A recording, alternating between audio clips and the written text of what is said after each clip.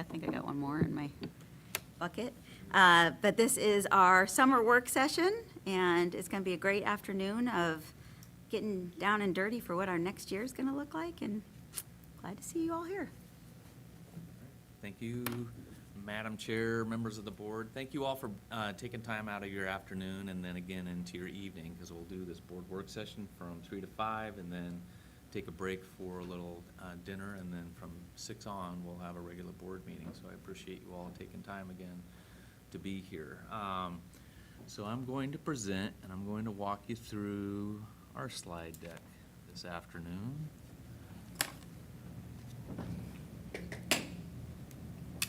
I do present. Start over again, Abe. Hang on a second.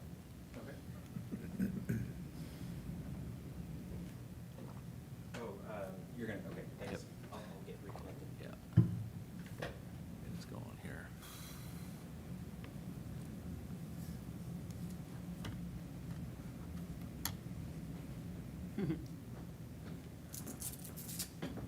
There was a Todd breaching on the video on TV. This little Todd breach across the, just a little bump. A little slow, little bump in the video, so, little glitch, matrix. Okay, there we go.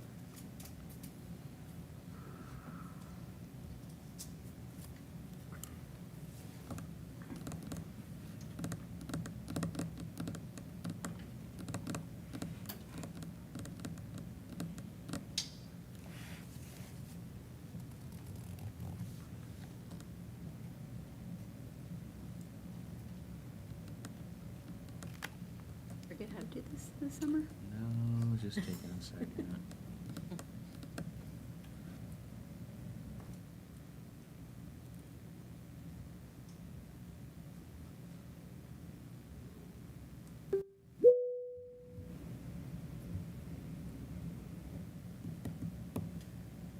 Okay, we are up and running now. Okay. So we're going to start with a little warm welcome here, okay? And so we have this legacy question, and the question is this. So take a few minutes to consider this prompt. When my time on the school board ends, what is the one systemic change or cultural shift I want to ensure we left behind for Hood River County School District students? So I'm just going to ask you to just take a couple minutes and consider this question before we'll just go around the room and ask for your input.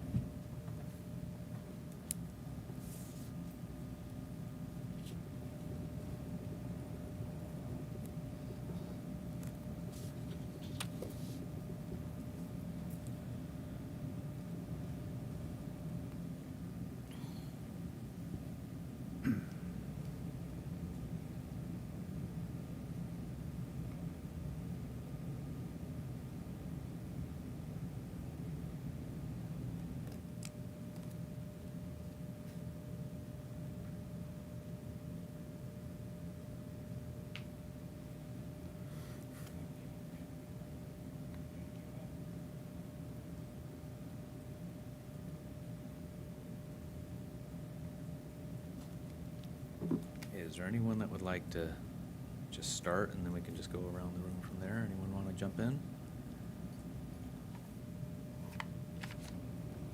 I'll jump. Okay, jump away, Chrissy. I would like to know that we are supporting our students where they are. So acknowledging that, you know, we've got SPED kids, we have kids that are interested in CTE, we have kids that are interested in college, we have kids that are interested in just going out and living, and that we are recognizing all of that kind of throughout their time in our district, and really supporting them in that. Yeah, a recognition that not everybody's the same. Thank you. Dave? like to see us make strides toward closing the equity gaps with our students within the district. Mhm.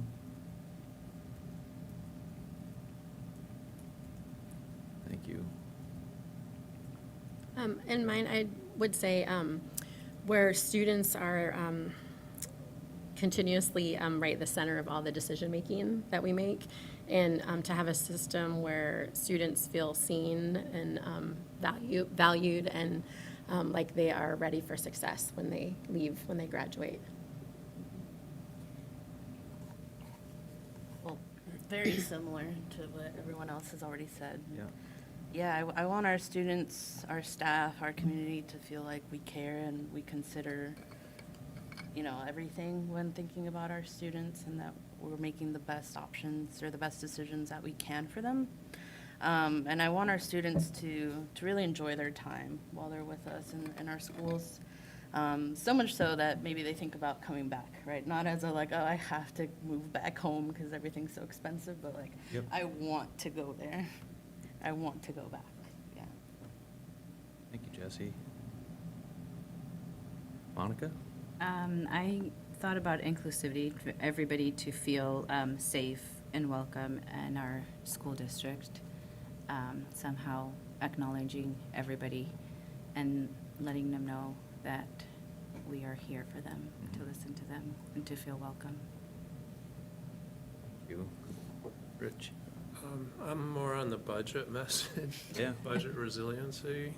When I started in 2013, we were way off track. I'd say we got on track, maybe started fading away from that Mm-hmm.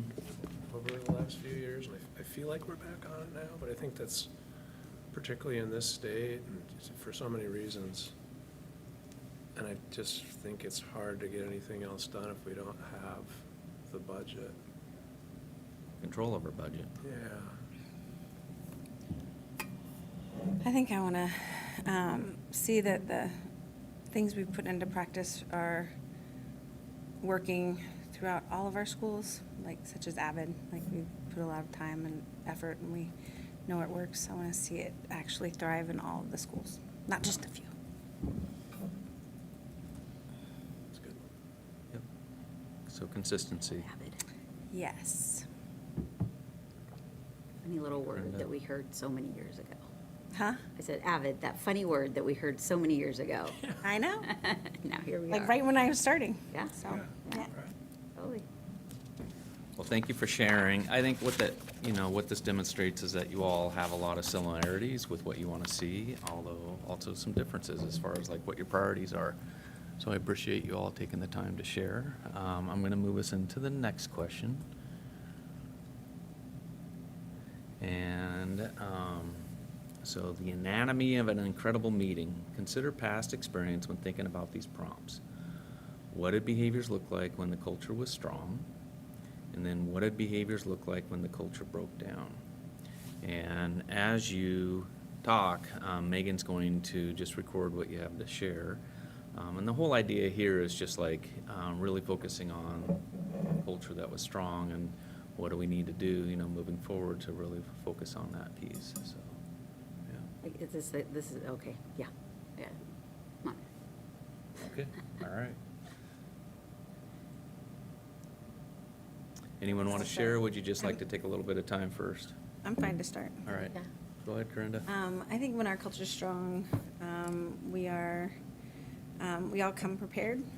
We've reviewed everything, we've read it, we know what we're getting into, we're ready to talk about it, ask good questions in a kind and respectful way of one another and the staff at the school. And then when the culture broke down, truthfully, I feel like we've only had a few instances where our meetings have broken down. And that has been either because we didn't come prepared or didn't know about things that we needed to be ready for in the meeting, or that we just didn't realize that was going to happen and we didn't have a set plan. Yeah. So to Caught make by it. surprise. we got caught by surprise. So that I do feel like then always trying to, another way to make it strong is to like really try to figure out if there is something that's going to happen, can we be, not only just be prepared in ourselves, but also our policies ahead of time. That was it. I mean, in a word, I guess I'd say ditto, Mm-hmm. but it really is what I was thinking myself. Yeah. But, yeah, I mean, showing up prepared, you've read the documents and everything helps a ton, but then also feeling free or welcome to ask your questions, speak your opinions, that's a strong, good meeting. Mm-hmm. And typically, I feel like that's how we are, although I don't Yeah. know if each person really feels, maybe that's a personal thing, if you feel okay about asking questions. I feel like I personally broke down a couple of negotiation sessions back, so we're talking several years ago. Mm-hmm. Just got over the top for me, but that kind of stuff hasn't gone on lately, so. Yeah. Good. But I would say that's what a behavior looked like for me when culture broke down, but that, like I said, that was quite a few years ago. Good. Thanks, Rich. I ditto what you guys are saying, coming prepared and knowing, as a new board member, just knowing where to go, where to find information and just learning sessions. For the broke down, I'm pretty new here, but I feel like I still need to learn a lot, Mm-hmm. the policies and then just everything with the school board, so I'm fairly new. Monica. Jesse? Ditto times 3. I mean, same as Monica, I mean, I'm still new, so I didn't feel like there were a lot of moments where the culture broke down, but again, that could just be due to my newness, I don't know. I don't have anything to compare it to, so it didn't feel quite in that way, but yeah, I think being prepared and trying to look at things ahead of time. It's hard when you're coming in brand new and you don't really know all that you need to know, and it's also sometimes you feel a little bit like, oh my gosh, they know so many things, Mhm. and they ask such great questions, and but you've been here for a while, so Yeah. also remembering that it's my first year, so. Yeah. But I think that's part of what has also made the culture strong, is getting that opportunity to watch everybody else that's been here Mhm. before, and feeling that support of this is kind of how we do it. Yeah. Yeah, good point. You have some good people to model, Oh, definitely. model, yeah. So pretty much the same. I would say, coming prepared and engaged. Also, differing views and welcoming and respecting those views to have the conversations. I think that's been strong. And then as far as the breakdown, I would say just the same thing, not being prepared or just maybe not having a clear direction on something. But I can't really think of anything else, so. Randy? I agree with what everybody has said. Preparedness is key, I think, to us really firing on all cylinders. But I would also add, when things are strong, I feel like the communication is transparent and it is consistent. And I can't really say that I've seen a serious breakdown Mhm. in it, but, I know like during COVID times and things like that, Yeah. when things get divisive, Uh-huh. things can be pretty challenging. Yeah. And, I guess if we don't have a piece of information that maybe we should have been privy to prior to coming into a meeting, then we can be caught off guard, and then that can lend itself to a potential breakdown. But that would be my take. Thank you. Is this not populating? I think it's because it's the way it's being shared. It's being shared. I see, okay, Yeah. all right. I'm Just- getting it all. Okay, There you go. there we go. Just needed to, Fancy. Chrissy? So I think that our culture is the strongest when we really are focused on kids. You know, I think it's when things like COVID or political things come in and we sort of lose that focus. I think that's when we kind of stumble the most. So culture is strong when we focus on kids. Off of what Jesse said, like for me, when I sat in that chair and didn't know anything and the people that I had above me to learn from, that was awesome. Like it really felt good to have people that you could talk to and that you kind of admired, and then you sort of learned along the thing, and that's a great thing. Obviously being prepared is huge. And, you know, again, I have such a different view because I do see so many different boards around the state, and we've never had a huge culture breakdown in our board. I mean, really, like, we've had differences of opinions, we've had, you know, new people, all the things, but we do a really good job, I think, of respecting each other and where everyone's coming from. And I would say that anytime we do have a hiccup, it's usually associated with poor communication. All right, thank you. Got it. So we'll definitely make sure that we're communicating, being transparent. Yeah, it's gonna be really important. But again, it's nice to see that you all have similarities with what we see as a need for a strong board, so, yep. Thanks for sharing. Okay. Can I just throw in, I guess? Yeah, throw on away. that note, like maybe this is further on, but like your weekly updates Yeah, help me a ton with feeling prepared. In addition to, like, sure, there's the content that you read, you know, for the meeting, but I just feel more plugged in week to week about things. yeah, and we'll get into that later on, where, you know, the different ways to be informed, whether it be the Friday updates, or, you know, a learning walk, or a one-on-one, or attending board leadership. Those are all opportunities in order to be able to become more informed as far as what we're doing, so, yeah. Good.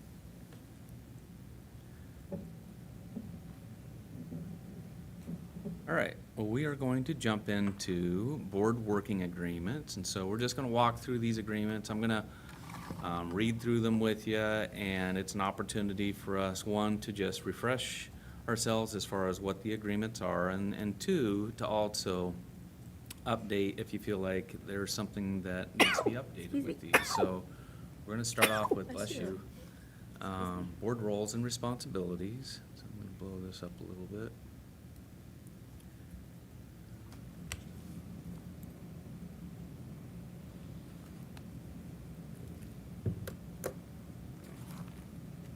It's not showing yet, but it's going to. Whoa, excuse me. Okay, so roles and responsibilities.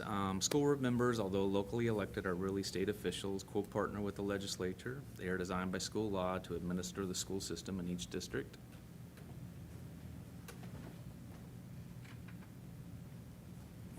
Constitutional recognition of public schools is a legislative function in which a school district is described as a unit of local government. And effective school boards concentrate their time and energy on determining what it is a school should accomplish and enacting and revising policies to carry out these goals. So when it comes to our primary responsibilities, one is planning. The board of directors will engage in strategic planning. This is a basic responsibility to the public electorate. And I was kicking this around with Megan earlier today. Do we keep with the word strategic planning, or do we move towards something more like that will execute the strategic plan, or something to that effect? And I don't know if you feel like that would be helpful, or if we just feel like, you know, strategic planning is part of the work that we're doing, not only last year with the development of, but then also just executing it over the next year and next 6 years. We always do struggle with the word execute because we don't really execute. Yeah. We just make sure that you execute. Yeah. So I think engaging is good Yeah. because it's pretty open, and this It's a is- continuous yeah. thing that we're. Shows sort of yeah. a back and forth. I agree. When we say Yeah. execute, it makes it seem like if we're not following it, then it's like we're gonna jump in and Right. like fix it. Fix which something, I don't yeah. really think that's our role, so No. like, we might jump in and tell you to fix it. Yeah. but, like, we're not gonna fix it, so. Right. All right. Setting policy. The central responsibility of a board, both in theory and in law, is to be policy-forming body. Policy means actions of the board that set written goals and objectives for the schools and parameters for actions. And then evaluating results. The board must evaluate the results of planning. Evaluation completes the loop and in fact leads inevitably to more planning. Evaluation occurs all the time, both formally and informally. As a group, the board is not an administrative body, neither should it be a rubber stamp for professional educators. And then hire and evaluate the superintendent. The selection, review, and retention of a competent chief executive is one of the board's most important functions. And then to listen to and represent the community in its entirety.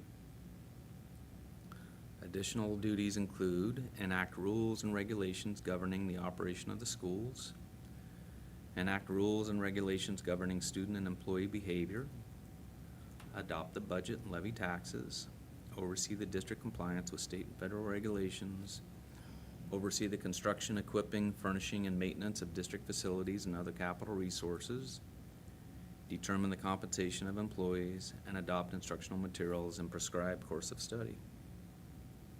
I think you can probably, as I read those, think of all the different ways that you are involved in these processes. Goes on to oversee operable student transportation systems, oversee the provision of food services for students, acquire and manage real estate for school purposes, and do other things necessary to carry out the duties and responsibilities assigned to school boards by the state of Oregon. And then the collective authority of the board is a single board member has no authority to make decisions or take any actions. The board's authority comes from the power of the majority. The majority of the board can take any action on any agenda item properly identified as an action item prior to taking action. And the board, by majority vote, hires the superintendent. The other licensed staff members, including administrators, are recommended to the school board by the superintendent and must be approved or denied through formal board action. And any licensed staff other than the superintendent comes to the board for dismissal as a recommendation from the superintendent. The board takes action, and then the collective bargaining agreement and state laws are followed regarding appeals, etc. And then discipline of any employee, including appeals other than that of the superintendent, will be handled by the superintendent according to state law, district policy, and the collective bargaining agreement. And the board handles complaints concerning the superintendent in accordance with district policy and contract agreements with relevant employee groups. And the board handles appeals about administrative action regarding student disciplinary issues. And then when it comes to individual board members, a single board member has no authority to make decisions or take any actions. When visiting schools, shall follow the same procedures for visitation as a parent or community member. If visiting as a board member, the visit shall be planned in advance with the superintendent, and will communicate with the superintendent with ideas, solutions, concerns that he or she would like considered for board discussion or action. And then communication between board members is subject to public meeting laws and public records requests. The board will not conduct deliberations over email. Reply alls that include a quorum of board members is never appropriate. So, and later on, again, we'll get into the different ways that the board and the superintendent, we can have these conversations and what have you. The authority of the board chair singularly speaks or will assign one other board member or superintendent to speak on behalf of the board to the media with regard to board policy and decisions. Ensures that new board members are oriented to board process. Ensures the board follows its own operating agreements and works together with the superintendent and vice chair to develop efficient agendas with input from other board members and the superintendent, and encourage the knowledgeable participation, thoughtful discussion, and effective decision-making on part of the board as a whole. And then facilitates the board meeting in a collaborative, focused, and timely manner. And then the role for myself is as the chief executive of the school district, who runs the daily operation of the school district, carries out policies established by the board, assures staff and programs are aligned to carry out the established mission, vision of the district, assures staff and programs are aligned to maximize student achievement, social development, provides recommendations to the board regarding all licensed and classified hires and terminations, and with other administrators handles all staff complaints and complaints regarding staff with the exception of complaints against the superintendent and all other duties as outlined in policy CBA. Okay. Any thoughts on updates or changes that you believe should be made to our board roles and responsibilities?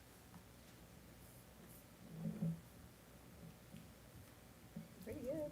Okay, all right, then I'm going to. It's always funny to me to list, like when you kind of listed some of our other additional responsibilities, because there's just so many, Yeah. that it's funny to list some of them, but, Yep. I mean, those are kind of the big guys, I guess. Yep.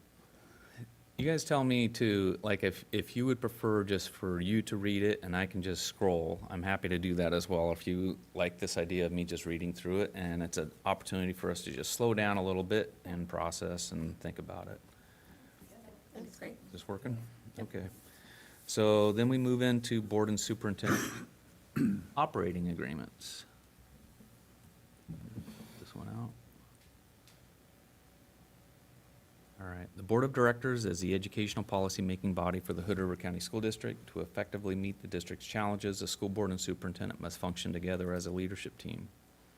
To ensure unity among team members, effective group agreements must be in place. The following are the group agreements for this leadership team. So information requests. Individual board members' requests for information will be directed only to the superintendent. The superintendent will respond to general questions and inquiries. The superintendent will determine how to proceed with board member requests that require staff work. If a request requires a large amount of staff work, the request may be discussed with the board chair and potentially added to a board agenda for the entire board to determine if it is a good use of staff time. Personnel issues. Board members recognize that they have one employee, the superintendent.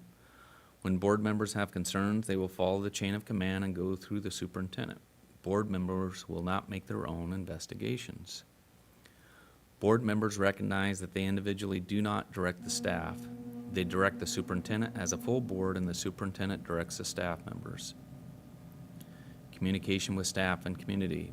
Board members are encouraged to visit schools. Such visits will occur with the superintendent. They will wear their district-assigned identification badge when visiting in their capacity as school board members. Board members may visit schools as a parent or volunteer. They will sign at the office and ask for a visitor badge. In talking with staff and the community, board members will be sensitive to any open-ended or informal questions. Direct communication with staff and the superintendent is encouraged. And prior to utilizing social media, board members will strive to recognize how others may perceive their online presence across the communities they serve. Speaking with one voice. Can we go back? Yeah. Up real quick? The only thing I would I would question a little bit is communication with Megan, Mhm. with the administrative assistant, just because there's a lot of times that I'm not gonna call you to call Megan. Yeah. I'm just gonna call Megan. Yep. So, As the board, I mean, any of us Yep. would do that if we had a question that we knew that she could do. Does that make sense to yeah, everybody? yeah. Oh, Yeah. You wouldn't reach out to Bill, but reach out to me. yeah. The first paragraph?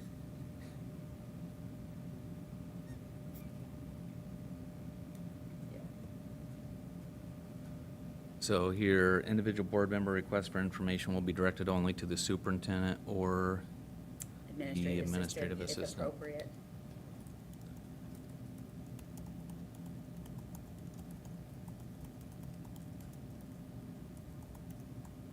Okay, Thank you. yep.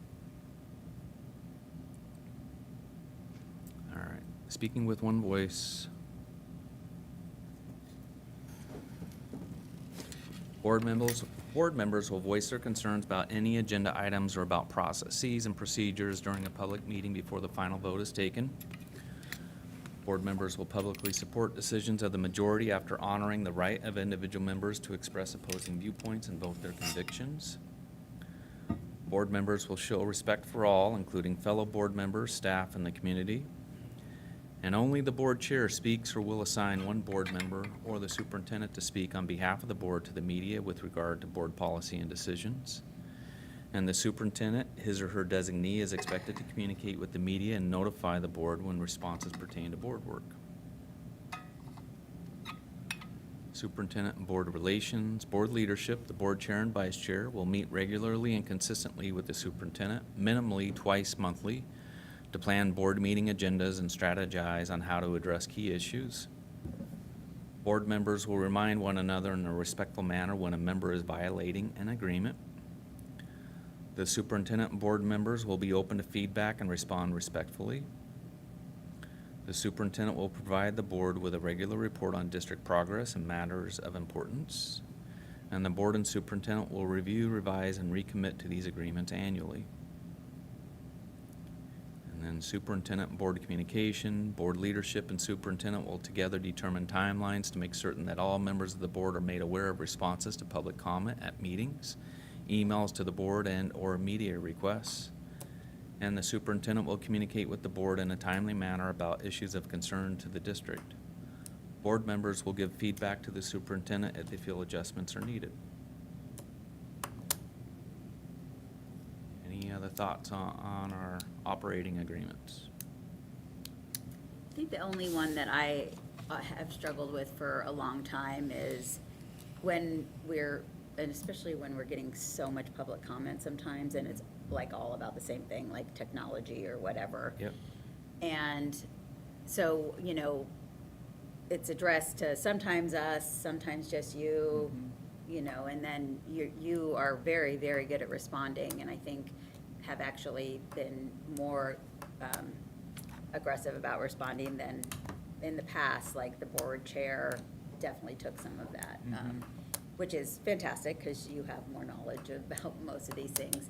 But I think then that circle back, because I don't want to like inundate the board with, the same response that goes to everybody that has kind of the same comment. But I Right. think it's also really good for the board to know that you have actually responded.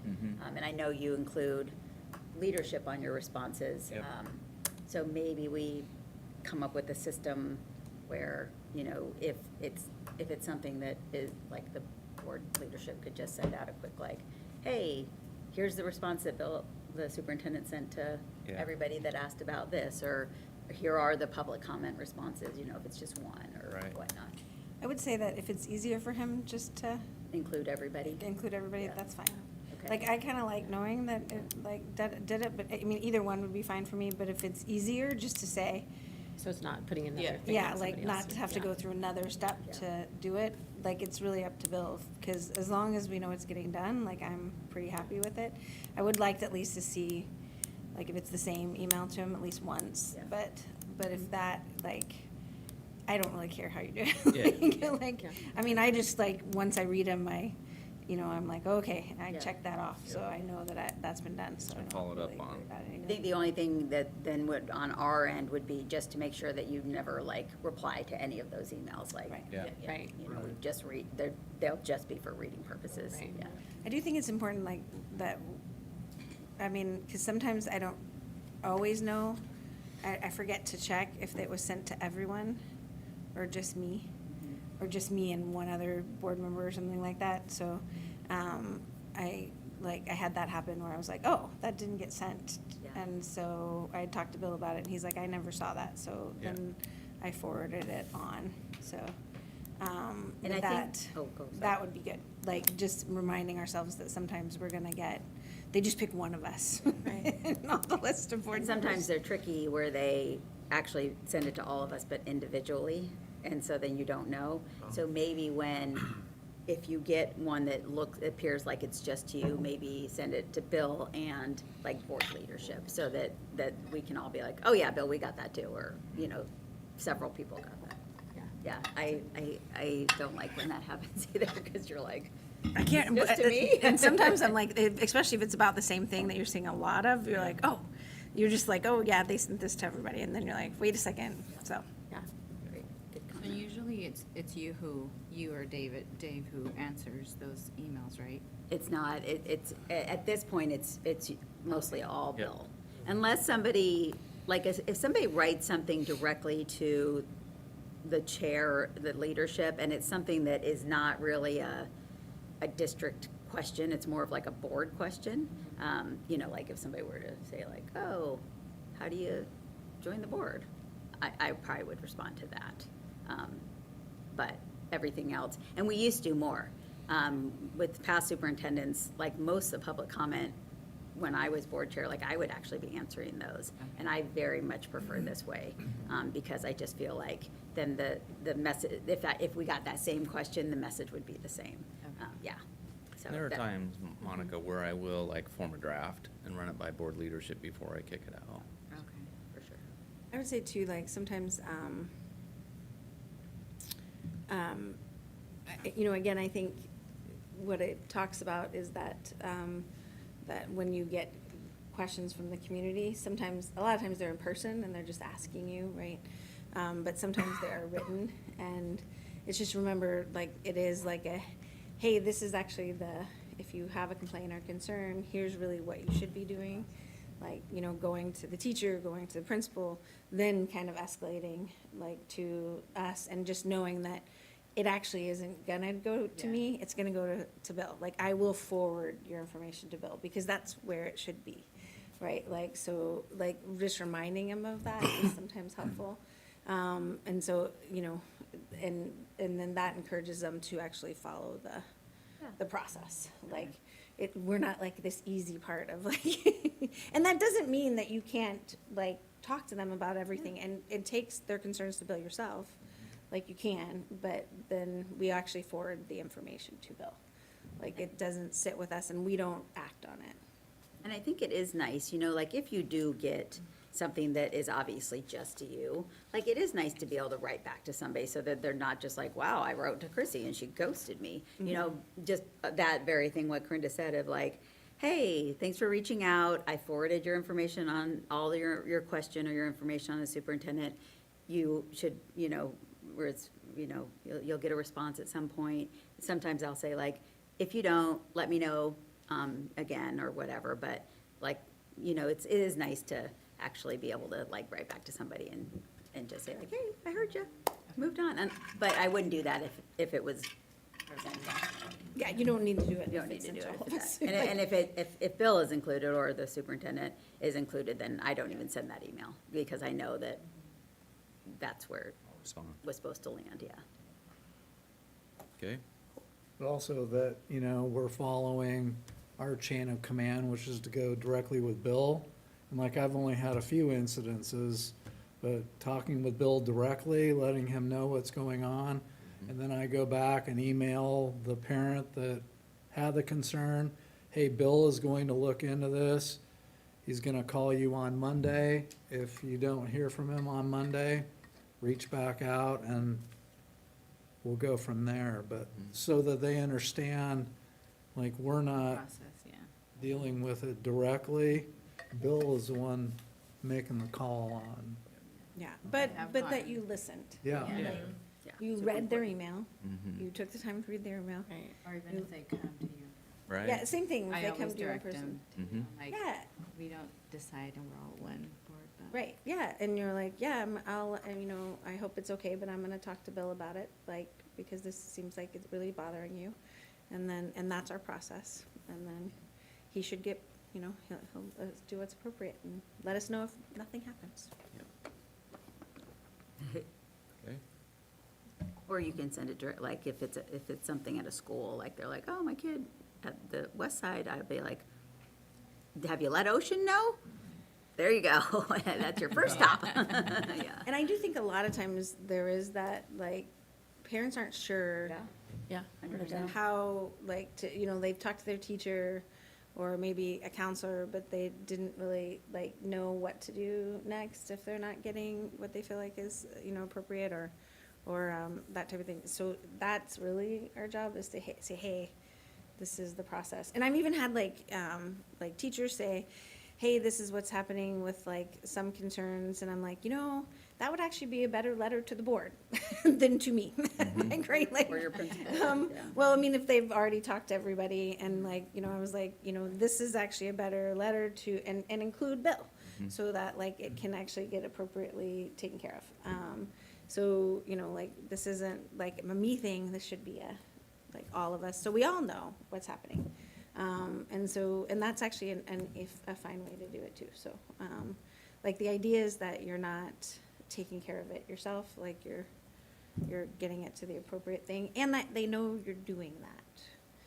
Like, so they don't have this idea that, like, you have some magic, like, Right, like, now I'm gonna go to Chrissy or Yeah. Glenda, or whoever for every one of my problems. yeah, I know. There's no magic, we're all together, and we all kind of work together, so, but we all do work together, so. Okay. All right.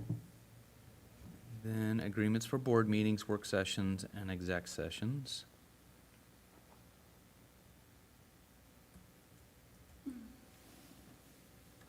So, general board meeting and work session agendas. The board chair, vice chair, and superintendent will set the board agenda. Individual board members may request that items be added to the agenda by contacting the superintendent or board chair or discussing their desire in public session. Items will not be added to the current agenda by individual board members unless the majority of the present board members vote to approve the addition at the meeting. And the board and superintendent will seek to include multiple perspectives on agenda items of key concern for the community in order to provide for balanced conversation. Before meetings, board members will come prepared for the meeting by having read all packet materials. If additional items are provided during the meeting, the board will take time to review them before voting. Always abstain from conducting board business or decision-making outside of board meetings or exec sessions. The board packet will normally be emailed to board members on the Friday before regularly scheduled board meetings. The board will be notified if there is a delay.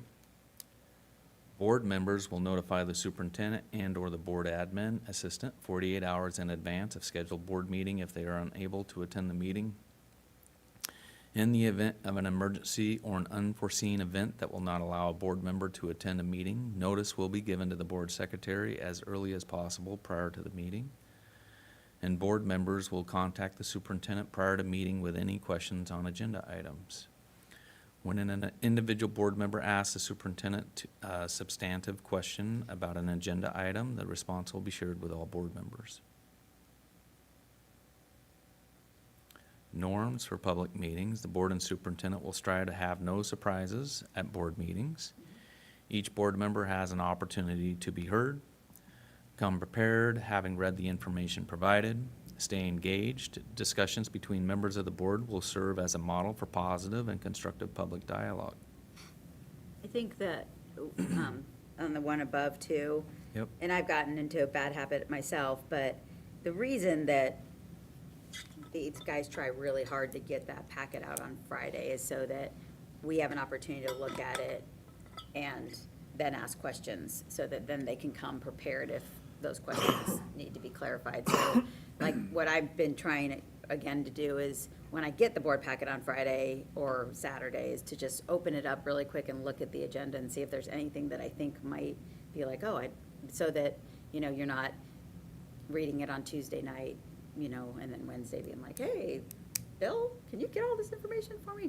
That's why we put it out on a Friday, so they have a whole weekend to take a look at it. And Chrissy and I have talked to, we're gonna do our best to try to minimize revisions, the following week.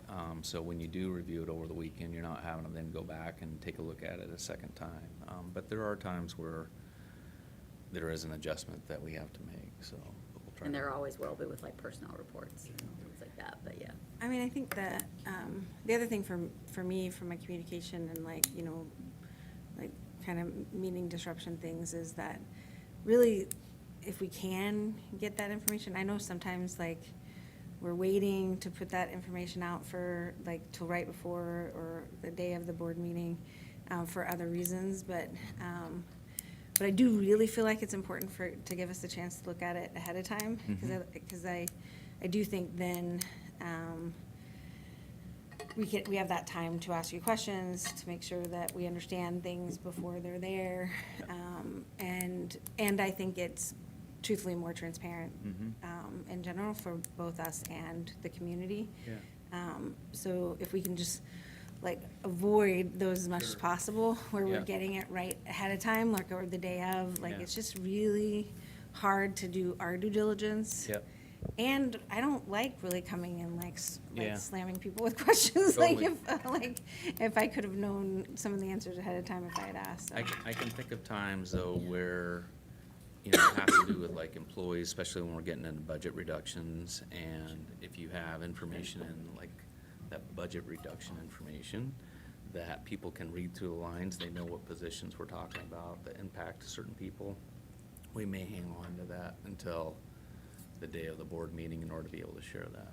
Well, I mean, I would say then, like, you know, we can, I mean, if there were very specific details, then, like, don't include the very specific days until the board of the meeting, Yeah. but if we can have the general thing Just- ahead yeah, of time, Sure. that's much better, especially when we're talking about budgetary decisions Yeah. and, like, facility planning things and those types of things. I mean, those are, I just feel like it's really hard for me to, I feel like I just come in unprepared. Yeah. Like, and that's not a fun, Yeah, a fun feeling, and then I feel like I don't know, I just, not ready.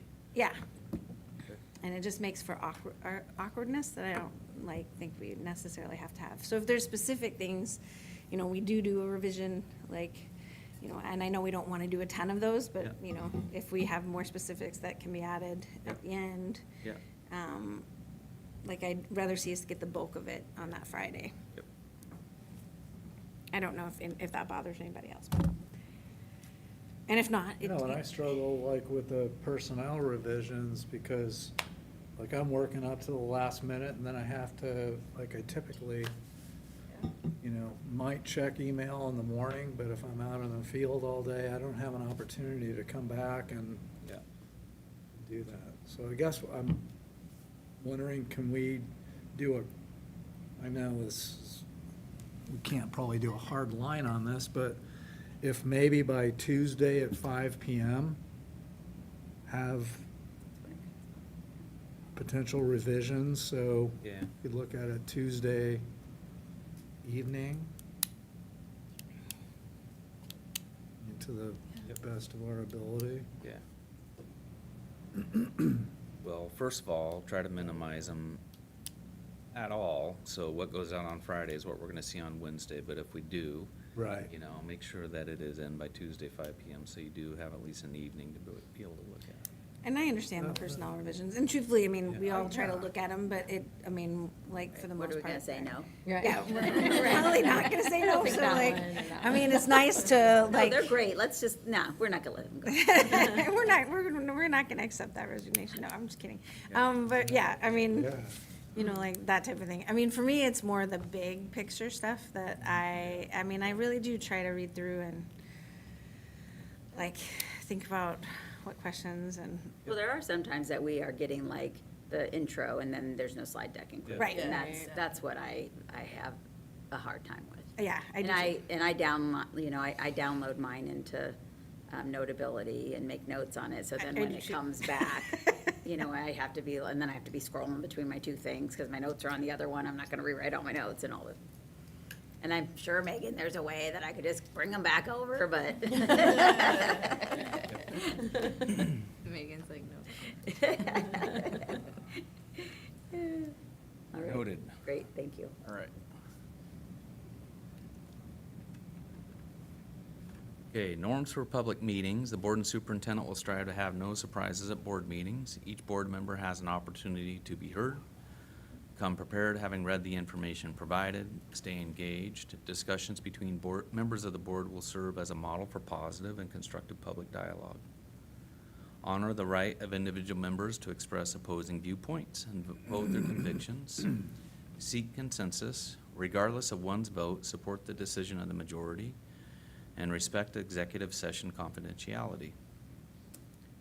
And then procedural safeguards for board meetings. The superintendent will act as parliamentarian at board meetings to help ensure each motion is clear and there is no missing or misunderstood information. The board will not vote on agenda items not listed as action items unless it is considered an emergency in emergency situations. Board policy BF, and it's actually BF, we're gonna change this, BFE, will be followed. And I'm gonna write that in right here. Members of the public will be given an opportunity in public session to express opinions prior to the board taking a vote. And board members will strive to show respect at board meetings and refrain from surprising or embarrassing other board members, administrators, staff members, or the audience. And uphold the confidentiality requirements of board meeting executive sessions. For public comment, we are committed to providing an opportunity for Hood River County citizens to make public comments. Public comment will be scheduled at regular board meetings with a time limit of 3 minutes per speaker. Public comment at board meeting agenda item will be limited to a maximum of 30 minutes total. Public comment should just be that and not a discussion with the board. The board will not answer questions on the spot or engage with the public, but could refer questions to the administration or board chair for answers at a later time. And the board should clearly state that they will not hear complaints against individuals in public, and that all complaints must go through the chain of command as spelled out in Policy KL, Public Complaints, and Procedure KL-AR complaint form. This statement shall be made in writing on the agenda or by the board chair as an announcement at the beginning of the public comment session. For example, so this has changed, so we don't have the updated one in here. But we did add that. Is that at the very beginning? No, it's at the very end. Okay, so we said the Hood River County School District Board of Directors request comments be limited to 3 minutes per speaker. Speakers will state their name and county for the record. The board appreciates community members sharing information during public comment. While the board does not respond to public comment following the meeting, the chair, vice chair, and superintendents will together determine the appropriate level response. Speakers may offer objective criticism of district operations or programs, but the board will not hear complaints concerning specific district personnel. If public comment exceeds 30 minutes and speakers are unable to make public comment to the board, please submit your public comment by email to HRCSD board, and will be reviewed by the board chair and superintendent. And then we added this piece this year. If the material you are speaking about could be considered inappropriate for certain age groups, please provide the comment in writing or provide notice to ensure adequate time is provided for those in the room to leave. So the only thing that I think about this one is, I just lost my train of thought. Hold on, let me come back to it. Public comments. Oh, and we don't need to write it in here, but for everybody to know, people can comment about us because we're elected officials. So they get to, if they want to come and be like, Chrissy sucks, they're allowed to say that, and we just sit there and you all go, no, she's amazing. No. But they can do that. So that's just a known thing when you're an elected official. People get to yell at you more, so that's it. But I don't think we need to put it in there, just so everybody knows that that's how it goes. You don't want to invite that? No, let's not invite it. We'll get Invite enough it. by without, right? But just so you know, if somebody comes and starts yelling about you and the board chair doesn't say stop, that's why. Yep. Okay. 3 minutes to yell. They have 3 minutes to. Get it out. Get it all out. And I do think it's about you particularly. Again, like if you are like, they're saying something about like district personnel or like other like family, these things like that, like that's not the purview, but because we are elected, they can say anything they want to us Meanies. and about us in that meeting, so. Okay, I sorry. did want to ask, just, so I know we don't say anything while they're speaking and stuff, but like, at the end, when we have like our board, when we're going and talking about it, like, is it occasionally, depending on what it is, but like appropriate to reference some of that, like, we heard from this I person, think- or is it just better to kind of like wait for you all to respond? I think it's better, but I think you can reference it, you just can't answer it. And you can't really say like, oh, that was awful what we did to you to, like, I think you just can't make a judgment comment on it, but it's okay to like, hey, we heard, today, quite a bit of people, there was questions about technology, and I'm looking forward to hearing the Right. district's response on that, or something like that. Yeah, it's just, I think that's fine, because it does acknowledge, like, I Yeah, heard because you. it kind of feels, Yeah. it feels like the same way when you get the emails and you're not responding, Totally. where it's like, I do care. And especially if it's something that you really like, do care about, like it's something, I think you just have to be careful of not saying, making a judgment or expressing an opinion that's only yours about that or whatever, but yeah. And you can't say that I really, I want, Bill to investigate this. Yeah. Like, you can't say, like, I mean, if it's something that, a lot of times they're coming and talking about it because it's on our agenda. So we're already talking about that, right? Like, or we've already been doing stuff about it. But it's not appropriate to say, well, I didn't know that, and like, we're gonna take care of that. Yeah. Like, like that isn't appropriate, like in the sense of saying, like, again, that either we're going to initiate investigation ourselves or make sure that, like, he does it. Like, that's not, like, I know that's a fine line, but it actually has been crossed before. So it's that thing of, yes, you can say, thanks for coming. We really loved, like, we really appreciate you talking about these things. They are important, but not saying we will take action about it. Because I think that's the big difference of it. You can appreciate people coming, but you don't want to, like, we don't know what will happen with things, and yeah. Does that make sense? Yes. Yeah. Yeah, because a lot of the times I would just be like, waiting, like thinking about what I'm gonna say at the end, and it's like, oh yeah, I want to shout out, that we got 5 people came to talk to us about this issue, so thanks for sharing that concern. But then it's like, It's always nice to say thank you for coming. Yeah, Yeah. acknowledge them. Yeah, thanks for taking time out to come and talk to us. Yeah, that's a Yeah. super appropriate response. Can I ask a question about, say, somebody presenting public comment kind of breaches our statement about inappropriate content during the meeting? Whose role is it then to step in, and is it Who's the board chair? is it the board chair? Oh, I'm sorry. Sorry. Yeah, it's the board chair. I preempted It is the the pointing. board chair It's the role, board chair. yeah. And Dave, I will admit, like, it is super hard to do because more often than not, sorry, I'm cleaning, guys. More often than not, what it is, oh, I don't like what the district did, and I talked to Bill about it, and I didn't get the response I wanted. And so you're sort of like, well, that part was okay, and then by the time you sort of, it happened to me twice this year, that they sort of led into then kind of making a statement about Bill, and I just, like, in that moment, I almost felt like it would have drawn more attention to it if I had been like, now, hold on a minute. So, but it's really hard. But I think really what that is if somebody were to come in and be like, I met with Bill, and he's this and that, then you just say, yo, it's okay, we're stopping here. Like, do you have a comment about a district thing? So it's the board chair. And the same thing is if they do have, and they just start talking about something inappropriate or making, really inappropriate, rude, like disrespectful, you can, like, Yeah. and Chrissy, like, has had to do this, like, where you say, like, this is not appropriate, we're gonna, like, interrupt this, and, yeah, thank God that never happened to me, but anyway.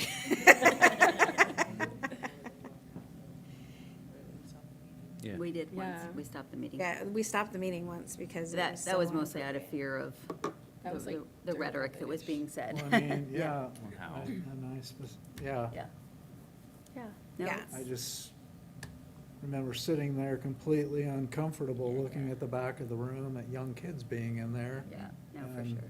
Yeah. So, yeah, you can Not stop. knowing So now that we have whose this in here, responsibility you it can is. stop it That's right. and say, actually, that's inappropriate for And this I, setting. and I do think it's important for us to have it because the problem is that if you have a policy and you say, like, you're allowed to say anything about district, programs or whatever, and they're talking, that guy was talking about a district program, then to stop him, like, in that moment, then they can very much come back and be like, oh, so when you don't like the comment, then you just stop it. So it really is important to, like, have what we now have to be able to say no. Like, we have said that like, we want to hear what you have to say, but we don't want for anybody to hear it. In a Yeah. respectful In a- manner. Exactly. Right, exactly. So- right. And if like, and in that case, when it wasn't appropriate for young kids and they really didn't give enough time Yeah. for them to leave, you can, I mean, I think you could do it one of two ways. Like, you could say, actually, we asked that you not do this if they didn't give time to leave. Since you didn't, you can just write to us. Or you could say, or, you know, or we can ask them to leave and you can, like, finish your 1 minute, whatever. Now that we've said it, we can definitely stop them, because we, Yeah. When they sign Yeah. up for public comment, do they like tell or say what they're gonna talk about? And do you guys sort of screen it before? not really, because it's usually just a like. A it's- word or two, Yeah, it'll say topic. like technology, Oh, or Cascade Locks, or, you know, it's usually not very much. Yeah. And we can't really screen Oh, okay. anyway. Yeah. I mean, it is public comment. It's, You get to say, They as long have as the it's right- about, yeah. Now, if they, you know, wrote like, I'm gonna come in and tell you how much this person sucks, then we would probably call them and be like, hey, you're not. yeah. I mean, I think, you know, there are some boards who, I mean, and we've talked about this before, like, not, I mean, not that you guys would know that yet, but, you know, some boards have, like, you can only make public comment to the agenda items. Like, so they put out the, you know, like, agenda beforehand, and so if it's like, if the thing is on, the biggest part is on budget, then they can talk about budget. But if we're not talking about budget that night, then they can't actually give public comment. So there are, like, boards that have very specific, like, you may only give public comment on these things, but that is not what we have decided to do. Like, we kind of have let people, like, give public comment on whatever, as long as it's, like, not, as long as it applies by those things. But if that's something that you guys really want to revisit, you certainly could ask us to. I mean, that's why we're talking about it, actually. I mean, we've had that conversation before because of some of the, you know, like, especially during that one time. And it was really contentious all the time, and so it was really hard to, like, to even get through a meeting. And that's the whole point, like, some boards, literally, they can't get through a meeting because there's so many people commenting on so many different things, right? So then they've made their, you know, agenda based on, like, hey, you can only actually talk about what's on the agenda.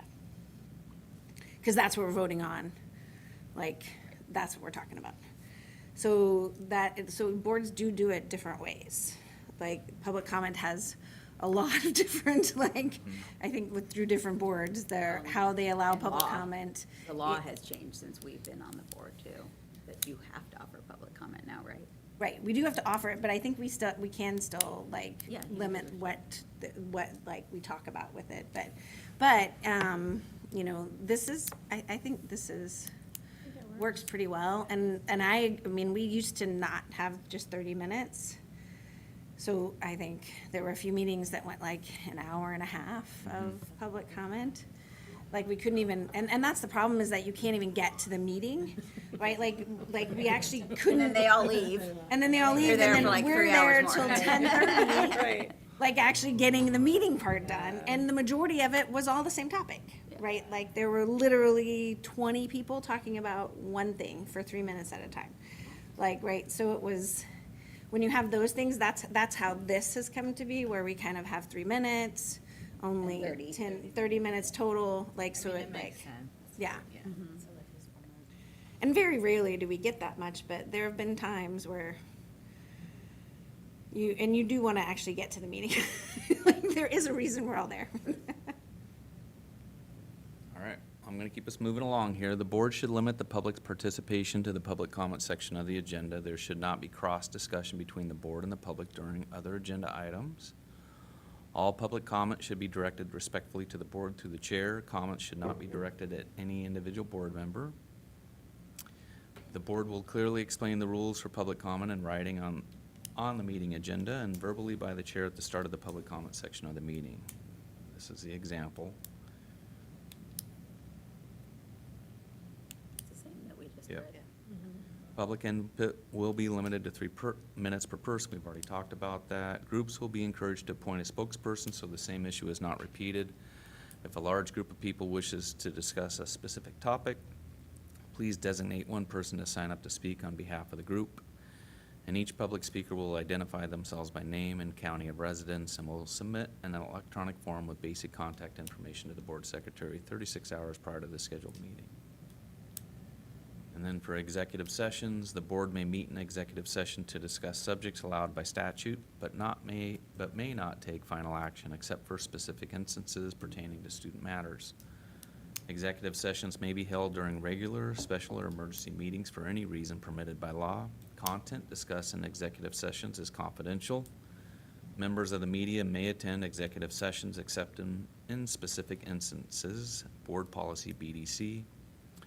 The board may be called to meet in executive session or decide to go into executive sessions at any time during a regular, special, or emergency meeting to discuss certain matters. By Oregon law, the chair may call a board into executive session without a vote of the board. Whenever an executive session is called, the presiding officer must identify the section and subsection of ORS 192-660 or 332-061 that authorize the executive session's purpose. Purposes for which executive session may be called are to consider the employment of a public officer, employee, staff member, or individual agent, consider the dismissal or disciplining of, or to hear complaints or charges brought against a public officer, employee, staff member, or agent unless he or she requests an open meeting, to conduct deliberations with persons designated to carry on labor negotiations, to conduct deliberations to negotiate real property transactions, to consider records exempt by law from public inspection, to consult with counsel concerning current or possible litigation, to review and evaluate the performance of the superintendent or any other public officer, employee, or staff member unless that person requests an open hearing, and to conduct a hearing on the expulsion of a student or to review a student's confidential medical records. Boards may never meet in executive session to conduct the following business: to fill a vacancy in an elective office, to fill a vacancy on any public committee, commission, or other advisory group, consider general employment policies, discuss an employee's performance unless that employee has been notified and has been given the option of having the discussion held in public, and hire the superintendent or any other employee if the vacancy has not been advertised, hiring procedures have not been adopted by the board, and there has been no opportunity for public input about the hiring. Okay. Anything else that you'd like to add to these agreements for board meetings and work session? All right. Okay.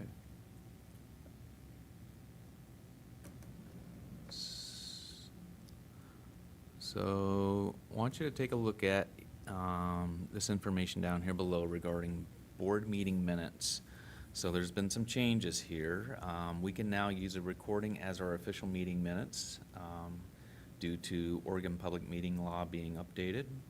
And so the question for us is, do we want to use video record all of our public meetings, which we currently have? Do we want it to be the only record for our board meetings, or do we want to continue to have board meeting minutes? Or what OSBA is recommending is this best practice, which is many boards that use audio-video recordings as their official minutes still create a very short, bare-bones written index or summary with motions and topics for an easier searchable record. So I want to get your thoughts and preference before we move into, this year. I personally like the last one. Yeah. I do too. Make it faster. Yeah, Yeah. I think so too. But just an index, because it is sometimes hard to, There's a lot in there. there is, and like knowing where to go, even if you are going to listen or do something, like, that would be really helpful. Yep. And Like- it might be helpful too, if it's not such a huge, I don't know, Megan, you have to chime in, like if when maybe an agenda item starts, put a timestamp of like when, so that when people go in and look and they might want to have the fourth agenda item, they can just be like, oh, I can fast forward to this. Is that I do timestamps on our Okay. minutes already, so. great? Yeah, that would be great. I think that would be Because then I really, can Yeah. just take the agenda and really just timestamp them and then put definitions in the. Yeah. Yep. I think so. And then We if can people- try it and then adjust. I think it's great idea. Yeah, me too. All right, that's what we'll do then. Thank you. And that might make it a lot shorter, our like packets. Yeah. Yeah. Refer to video. And actually, I watched OSBA's webinar on it, and like when it comes to like litigious items, it's actually a lot safer because then your evidence is the recording. Yeah. It's not a comment on it, yeah. Awesome. Okay.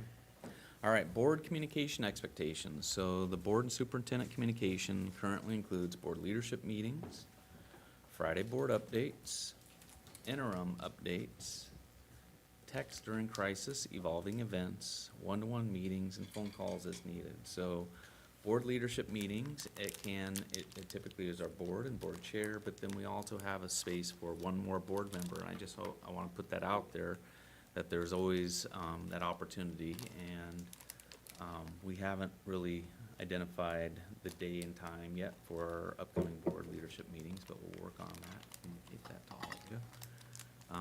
As you know, on Friday evenings, you'll receive an update from me, as well as then if there is a need, throughout the week, if I feel like I can't wait till Friday, then I'm gonna shoot you an email or communicate with you so you're in the know.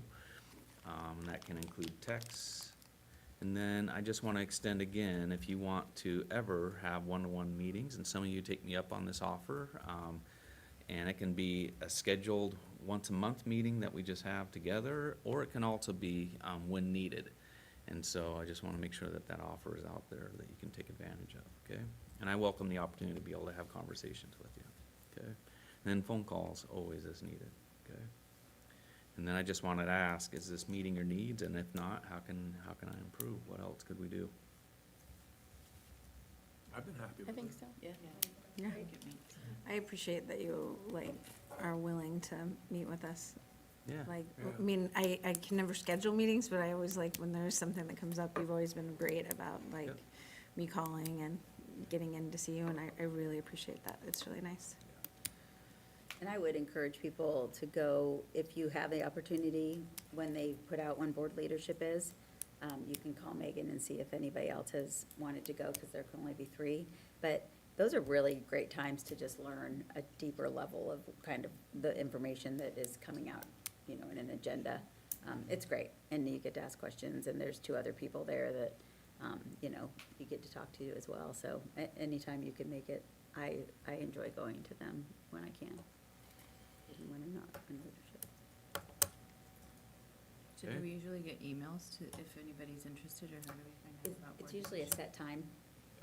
So like every, sorry, I sort of interrupted you. It's like the Tuesday before the meeting the next week at noon. And so you just sort of know when they are, and then you can just call Megan and be like, hey, Megan. So is there like a? We'll communicate to Oh, you yeah, though. they can be on the new thing. Yes, the new communication tool. We're gonna show you that in a minute. Oh. So, all right? Okay. Okay, so board committee assignments, this is something that we do annually. Open this up here. I'm just gonna walk you through our different committee assignments. So we have our Finance Advisory and Capital Projects Oversight Committee. This is a monthly meeting from 4 to 5:30, and there's a couple of things that are included in this. One, there's usually a capital projects update from me, and lately, it's just been an update from our long-range facilities planning committee, meetings and what have you.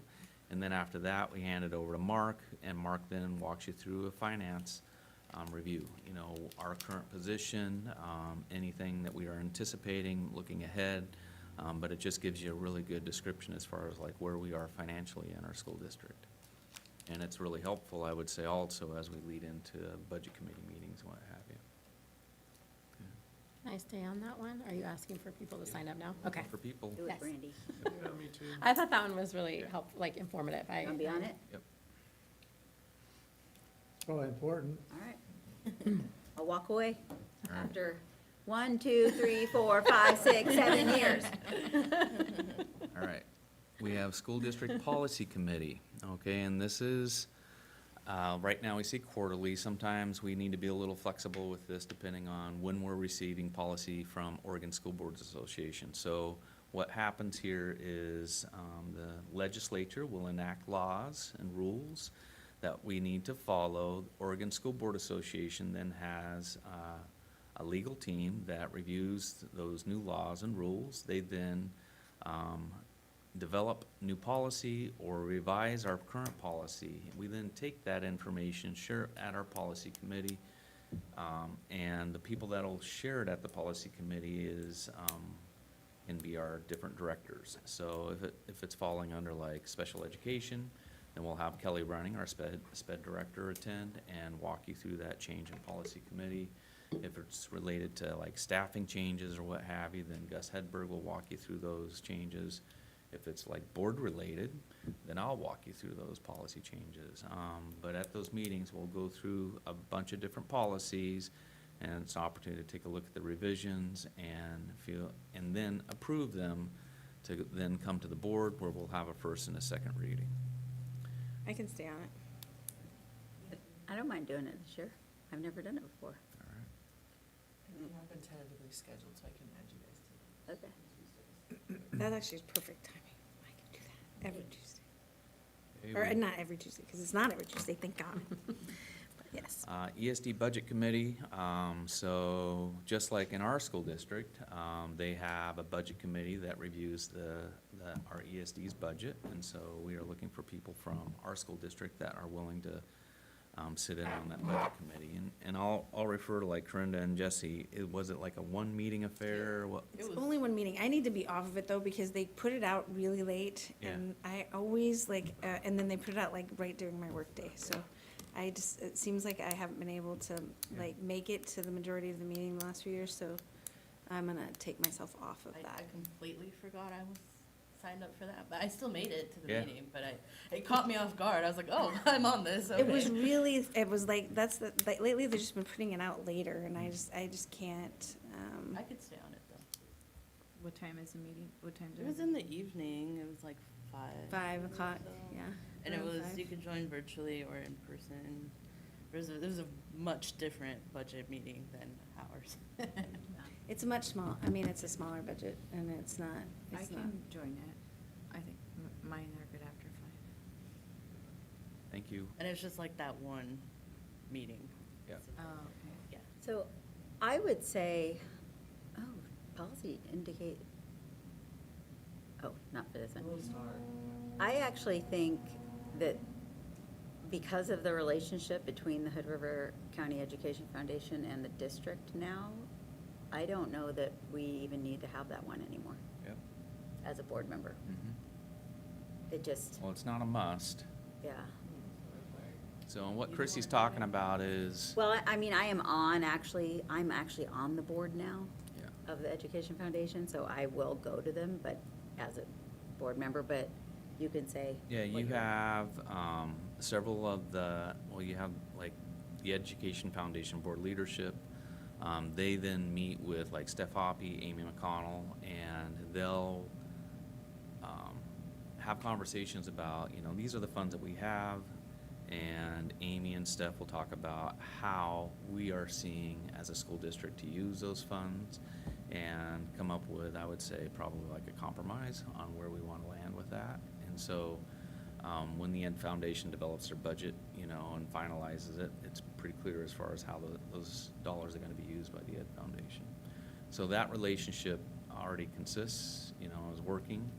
So like Chrissy's saying, probably isn't a need to have Like, I really board just member don't. sitting on that. And then Bill also is an ex officio member of, the superintendent is of the Education Foundation as well, and so he's usually there as well, and so they just don't even, like, I'll find out about meetings they have with the district after they happen, and then I'm sort of like, well, don't you think I should go? And, yeah, so that would be my recommendation, but I'm open to, and if the relationship changes in the future, Yeah. you might add it back, but it was a much different thing back when Catery was on it and when I started doing it. Our curriculum adoption committee. So this is you know, a monthly meeting starting in the fall, and it involves learning about our standards. So this coming year it's going to be social studies, so you'll spend time learning about the social studies standards. And then after that, you'll learn more about ratings that ODE, Department of Education, has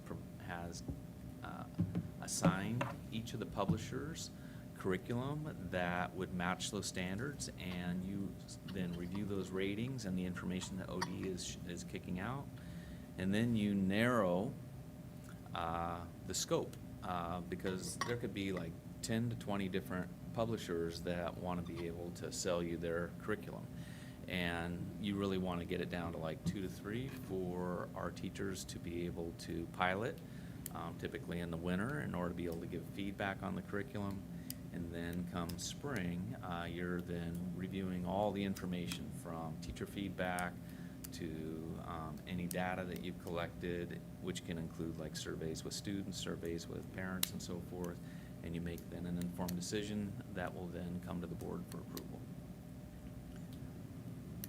Didn't we just do social studies for 25, 26? Was it social Are we studies? doing it again? No, What is slated for I believe. 26, 27? Yeah, my mistake. So it should be, I believe it's art. I wanna what is it? Art, and then is it PE, health? You can just put the curriculum. Because I thought we just did health. We just did Yeah, we health just did health like the year Yeah. before. when Because our stuff was all Yeah. social Yeah. studies Yeah. related, That was so. health. It was social studies, yeah. Yeah, hang on, I can find that out for us pretty quick. And then they didn't do a grade, right? They held back Was on, it is it K through 5? Five, I think they held back the social studies curriculum. One of the groupings they didn't make a decision on. Yeah. I don't remember specifically which one that was. It was really interesting. We'll come back to that, I'll get that. It was hard to, I think I only made it to like a couple meetings. It's hard with my work schedule to make it to Yeah. that one. I wasn't able to It's- make it to when like all of everybody came into, Yeah, to like show the like big their showcase. presentation. Yeah, it's always like, because they often do, like, it's a Like, it's whole the end of the day. school day. Like, you know, like elementary and middle school, or, and then high school, so it's like, it is hard to attend the whole thing. You don't have to attend the whole thing, though, I mean, like, the idea is that you Attend get a some, chance like- to look at it, and then if there is like some really, like, we had, like, with the health adoption, like, especially at the high school, that a lot changed, and so then we, like, all three of us went to a bunch of those, right, like. I'll sit on this one. There you go. So it's world languages, art, music, and PE curriculum renewal. I can stay on it, but I Okay. just sometimes I don't make the full day one. All right. And I can do it too, if you want. Jesse, do you want, unless you want to do it, I cannot do it. No, it's good. Okay. Okay. Board education. So this is, yeah, it's just professional development, and so it's everyone, or excuse me, board leadership that sits on that, so.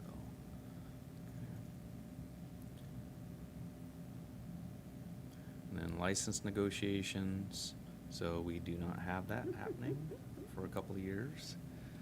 We do have classified negotiations coming up, and so that'll typically kick off in the latter part of winter to late to early spring. So, for example, license negotiations, we were having some pre-meetings probably in February, March, and then we didn't actually start it until right up towards the latter part of end of March. Okay, and you know, depending on how it goes, it can go for, you know, a month or two, but it can string out too, depending on how things go, so. But it can be an involved process. It's in the evenings, typically starting around 6 o'clock and ending around 8:30. At least that's how it went with our license negotiations this year. I can sit on it for sure, with the caveat, though, that if it goes past June 30th of next year, Hmm. I obviously won't. Yep. Why, Chrissy? You moving to Canada? Yeah. Right on June 30th. I can be a part of that. Yeah, we got the gang back together, Dave. Chrissy and Dave.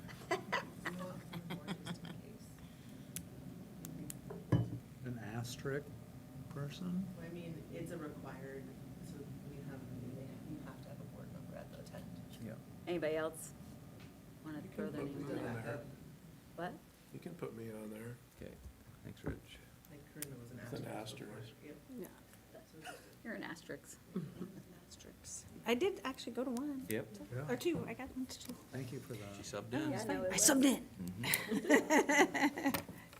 Long Range Facilities Planning Task Force, so right now we have Chrissy and Rich who sat on it this past year, and my recommendation is that they continue because they have the historical understanding of where we've been and an idea where we're going, so. And then Strategic Plan Development Task Force, we have developed our task force, now it is about carrying it out, okay? So exciting. Okay, thank you.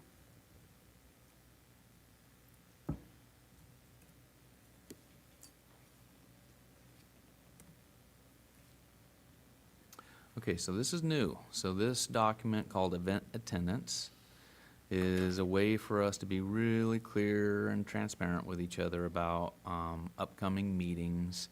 And so Megan put this together, and what it shows is you're going to have a bunch of different events listed here, from our board meetings to board work sessions to events that our school district might be providing, such as the Ready, Set, Learn Back to School event at the high school on August 13th. Okay, let me share, sorry. That's great. Yeah, doesn't it? Right? Thank you. So blue is what we are saying are required board meetings and work sessions. Purple is committee meetings. Yellow is highly recommended. And so the idea here is, again, just to be really transparent and clear with everyone about what meetings and what activities we have, that it would be either one, required, or good to have someone from our school board in attendance. And so over here to the right then, we have check boxes basically, so we can kind of get an idea, are we gonna be able to get someone that can be there for these meetings? So this would be something that would be shared with all of you, and that we would then have probably in my board update on Fridays, so you can refer to it on a weekly basis as far as like what's coming up that's important for board members.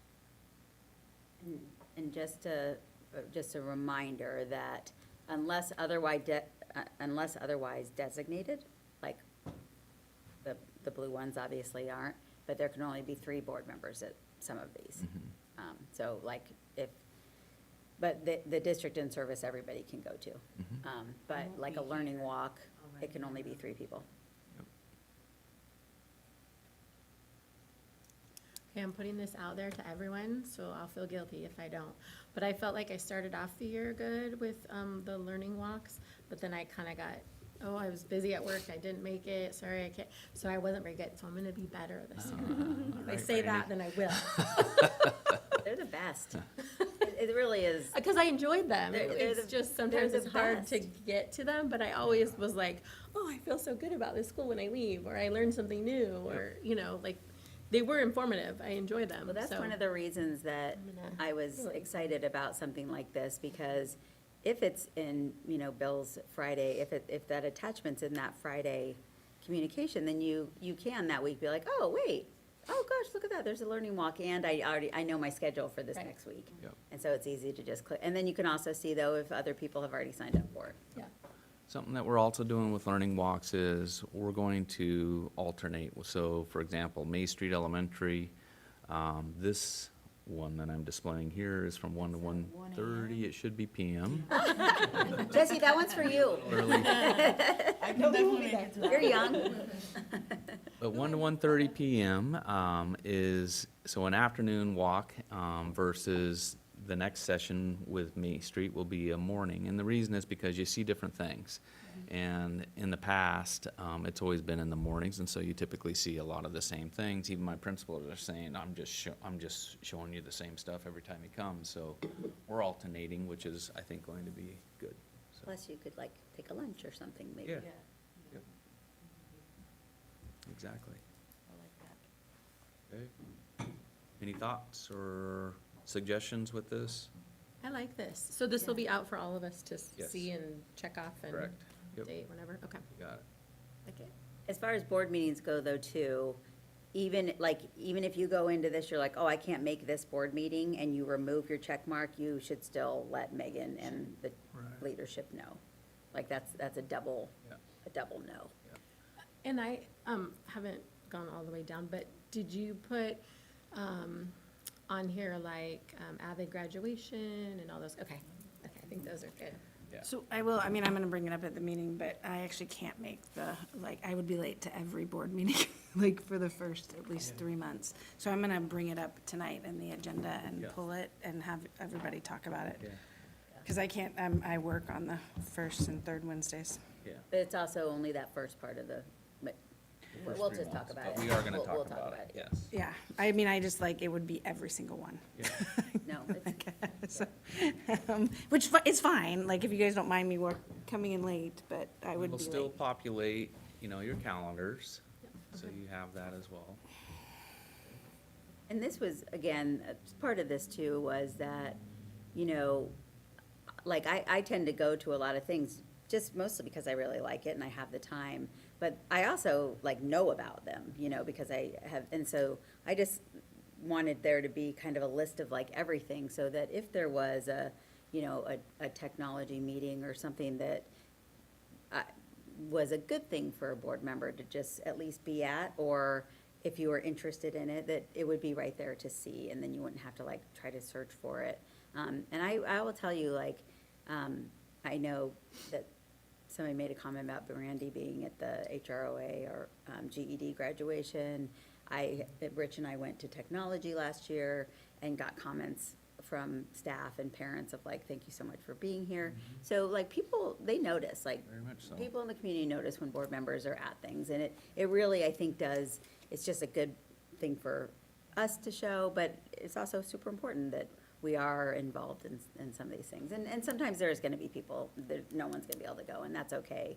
But at least like with it on here, if you saw something, you're like, oh, I actually have that evening open, it doesn't look like anybody else can be there, maybe I will pop over and be a presence. So I would love, I mean, like, because, I mean, I really like when you populate the calendar for me, like, that's awesome, because then I can just say, oh, yeah, like, the policy meeting's coming up, I will make sure that I'm free and available to go, right? But the other thing I was thinking about, and that is a huge difference, I feel like that's really made my life so much easier, so thank you very much for doing that. But the one thing that I feel like hasn't, it's great when you get the Ready, Set, Learn, back to school thing, but each of the schools have their own, like auctions and events, STEM nights or whatever. It would be awesome if we could somehow have that, like, knowledge. Because I think I brought this up last year too, but we never got notified of any of it this year. Like, I don't know when May Street had their thing. And every other year I've gone and but if now we don't have a kid at May Street anymore. I think that's what this is for. Okay. And it won't be everything, you're still, if you have something that you are really interested in, but this will be sort of the big guys. Open houses. Yeah. Teddy Weber event. Teddy Weber. Teddy Weber, yeah, the events, yeah, The that big would be guys. great, yeah. And again, 'Cause I that's do what. like, or the Cascade Locks one, I would hear about it, but because I didn't have, Right. I just would forget as soon as, and then if I didn't write it on my schedule, and, Yeah. And we are getting more and more board members with no kids in school, so. right.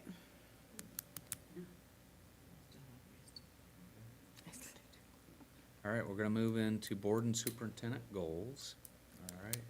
And I'm gonna walk you through board goals, superintendent goals, and board evaluation, superintendent evaluation. And what I wanna walk you through all of it before we then circle back to board goals and superintendent goals, because I think you need to see it all before you have an understanding as far as how it could play out. If we just look at the board goals and then have a conversation without looking at the board evaluation piece, then I think we're missing something. So I'm gonna walk you through several documents here, and then again, we'll circle back to the slides, okay? So, the link here is to our previous year's goals, which, you know, one was increase academic growth and success, improve and maintain the public trust, sound fiscal accountability and transparency, and be a high-functioning board team. And those were, if you were to continue to scroll down to the next year and the next year, you'd see some similarities and what have you, okay? For the superintendent goals,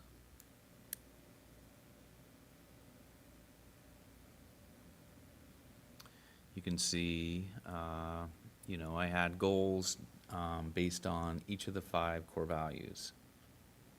All right, in bullet form. So I'm going to show you a different view, though, of the goals, though, and get your input. So we're going to start with this document here. So this is a combined board and superintendent goals, okay? And so up at the top, it has our vision and our mission. And then it states here that the board will provide governance and oversight to ensure the successful execution of all strategic initiatives within the 5 core values of the strategic plan, which we just recently approved in June, ensuring the district meets the plan's established evidence of success. And then the superintendent will oversee the successful execution of all strategic initiatives within the 5 core values of the strategic plan, ensuring alignment with the plan's established evidence of success. And then what you have here is you have our 5 core values, which were adjusted during our strategic planning session with our goals and with the objectives listed below, okay? And that's it, all right? But this would be basically a combined board and superintendent goals. We're all working towards the same thing. How we work towards them is a little bit different. You know, again, you are providing governance and oversight, whereas I am actually overseeing the execution of it. Okay. Which I like very much.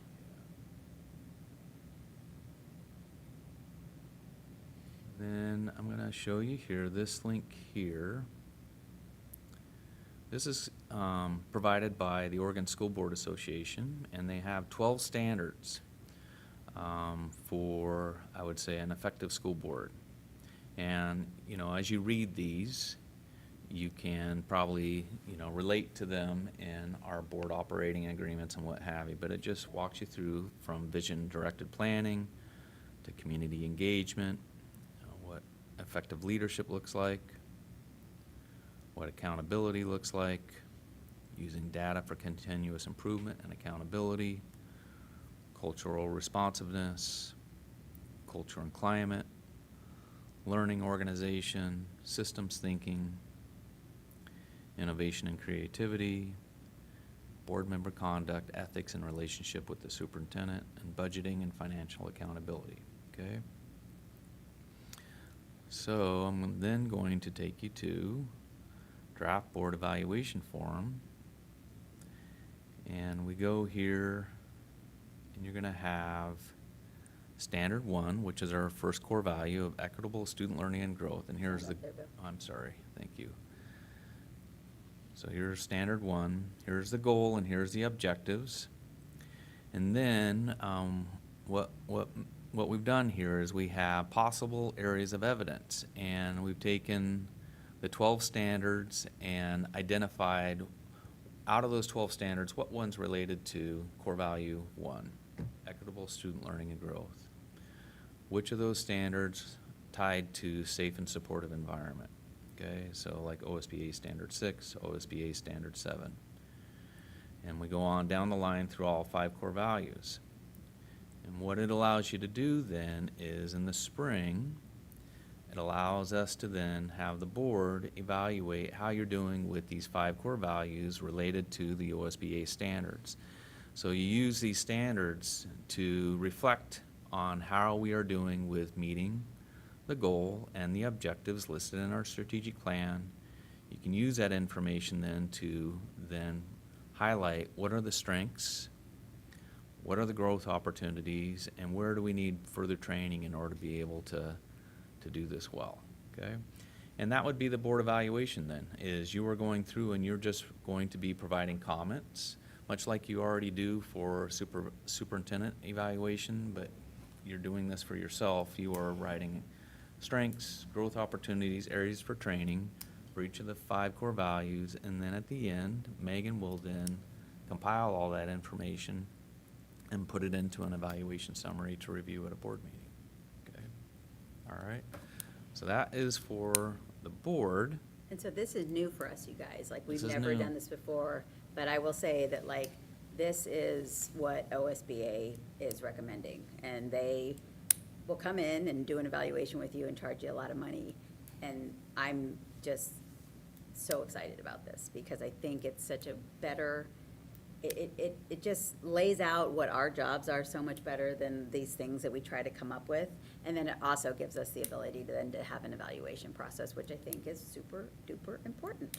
We actually have a policy on it too, back from 2013, that the board will plan an annual evaluation of its functions as a board.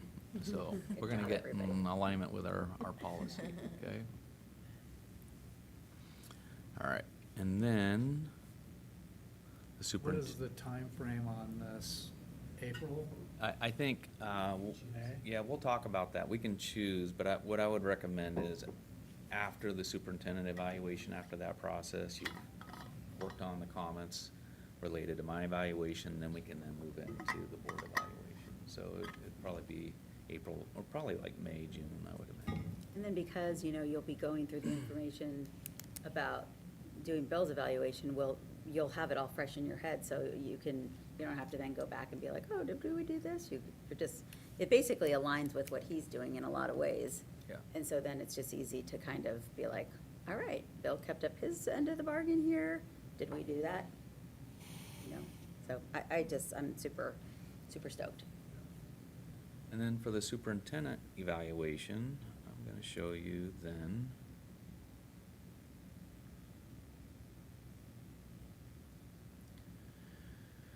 Go to the same core value, equitable student learning and growth. You have the goal, you have the objective, and then below here, you then have, these are all the actions that are listed in our strategic plan, okay, for that first core value. And then to the right is what will be the location where evidence will be shared with you. So when it's time for you to do the evaluation, we will go through one by one, each action, how we are doing with meeting that action for year 1, okay? And then same thing with safe and supportive environment. So you're gonna get a report basically, like, here's our actions that we said that we were committed to for year 1, and here is the evidence that we have, can display at this point in time, okay?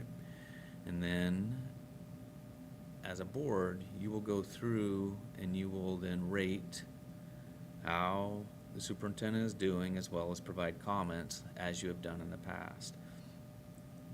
And then Megan will then compile that information for a summary that can be used then when we get together an executive session for the evaluation, okay?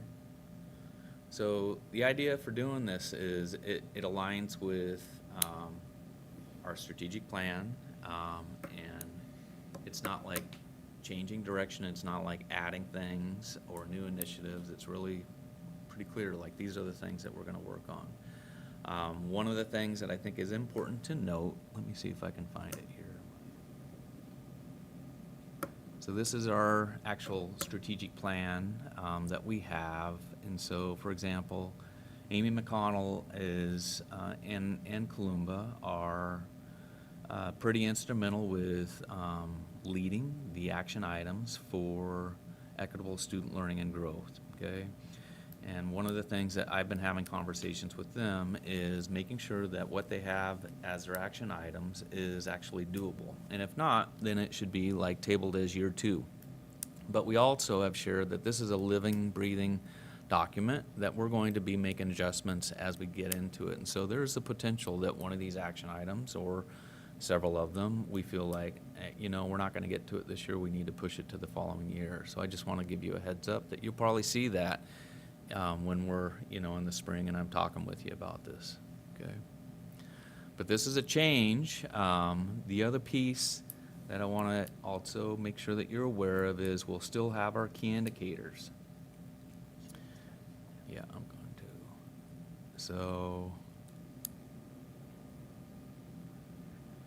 in the past, I've handpicked, and it's been kind of a continuance since, Rich, where we had different key indicators for success that we shared with the board as far as part of the superintendent's evaluation. I'd prefer that we just use all of them as a way for us to monitor growth with our school district, which is outstanding attendance. Just so you know, all of this data that is displayed here is from 2024 and 25 and prior. The reason I don't have 2025-26 is because it isn't made public yet. And so once the state allows us to make it public, then I can share it in a regular board meeting with all of you. So right now what you're seeing here is 2024-25 data for outstanding attendance, third grade reading proficiency, fifth grade math proficiency, eighth grade math proficiency, and eighth grade literacy proficiency.